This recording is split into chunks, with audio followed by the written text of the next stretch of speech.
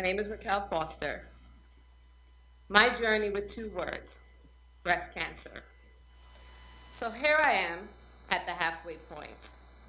Well, what I'm calling the halfway point, since my journey is nowhere near over. I'm finally, however, at a point to talk about it.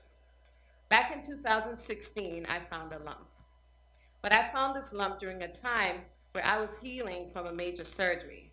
Before the surgery, I wasn't even sure I would live, so the lump was the last of my care. A few months after my surgery, in July of 2016, I finally went for my annual mammogram. They said normal, but the usual, very cystic breast, so I need to follow up with an ultrasound. At this point, I was tired of doctors and being prodded around, so I delayed it until November 2016.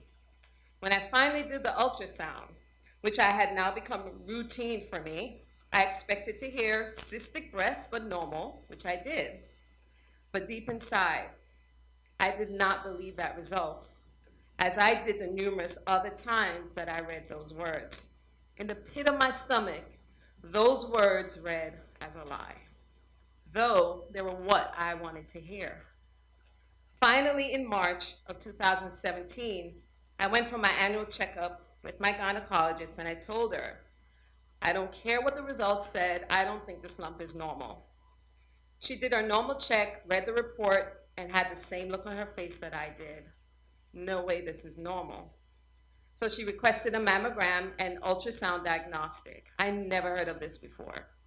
So I made this appointment right away to see what they would say, but honestly, I already knew the answer. When the doctor came fluttering into the room looking nervous as heck, I was like thinking, yeah, calm down. Y'all messed up the first time, but I already know. Well, that was the last time that I was calm until now. I don't know if I can call myself calm at this point, but in comparison to then, I'm very calm. I have learned so much since that time, like there are different types of breast cancer, and I have one of the aggressive kind, but very responsive to chemo. Speaking of which, prior to this, I was convinced I would not go the route of chemo if I was facing that choice. Little did I know how different it would be when it's a reality. See, I was sickly as a child, but as I grew up, I was the athletic kid, running track, gymnastics, dance, powerful female body, hardly sick, and if sick like a cold or a flu, my body knocked it out. Painkiller? What's that? I don't need it. So now here I am, sucking chemo into my body on a regular schedule when I hated even a painkiller. It took so much mental work to get to that point. It was exhausting.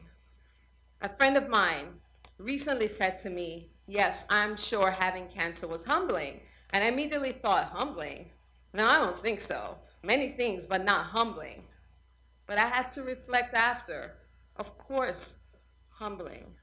I never saw myself at this level of sick or depending on medical treatment to this extent to survive. I get surgeries and bounce back. I have pain and bounce back. I find alternate solutions, but never this, where on a set schedule, I'm going through a process to poison the cancer cells, which also wreaks havoc on my good cells. No, my great cells that I have been taking care of all my life. Each time they got zapped, I felt so worried. But the fighter in me still exists. So I thought, okay, I have to do chemo for the cancer, which is not my first choice. So what would be my first choice? I would go holistic. So I can go holistic as well. And that's where I landed. Supplements to build my immune system, or at least to help it. Meditation, massages, acupuncture, Reiki healing, singing bowls, meditative walks, Qigong. I grasped at anything that I thought would help me to heal and feel relaxed and at peace. I don't think I would be making it through all those treatments if I didn't find a way to honor my own desire to help myself. Now I'm finding that I want to write about it, what I felt, what I'm feeling. The words are pouring in my head and I need to get them out. But see, that was a problem at first because there's a part that came with my diagnosis that I finally put into words. There was a shame that came with my diagnosis. Like I failed somehow and I was not the only one. I have heard others say the exact same thing, like we messed up somehow. That's why this happened. Was it the way we ate? Didn't exercise enough? Something. But now all I can say is that it's a journey that I'm still on. But now I'm willing to document it because deep down inside, I believe we have to be a voice for someone else who needs to feel encouraged that no matter what you're thinking, when you first hear those two words, breast cancer, you will find the courage to make it through. Cheers to my continued journey.